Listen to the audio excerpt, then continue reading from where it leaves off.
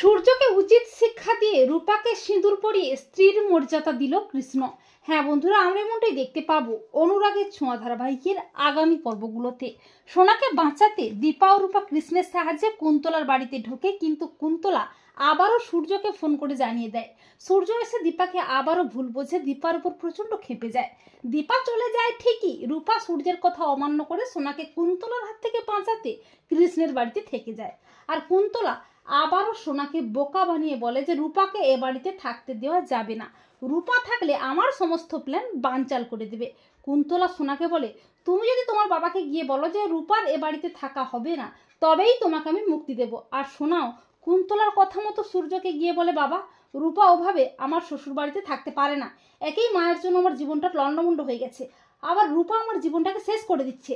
পরদিন সোনার কথা মতো সূর্য কৃষ্ণের বাড়িতে এসে রূপাকে বলে, তুই এক্ষুনি চল আমার সাথে। রূপা বলে, না বাবা, আমি কোথাও যাব না, আমি এখানেই থাকবো।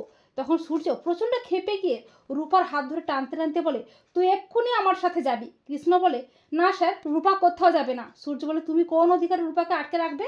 তখন কৃষ্ণ সিঁদুর এনে সূর্যের সামনে রূপার স্মৃতিতে পরিয়ে দিয়ে বলে, স্ত্রীর অধিকারে ও আজ থেকে এই মুহূর্ত থেকে আমার বিবাহিত স্ত্রী, তাই ও এ বাড়িতেই থাকবে, ওর ইচ্ছা ছাড়া কেউ ওকে এখান থেকে নিয়ে যেতে পারবে না।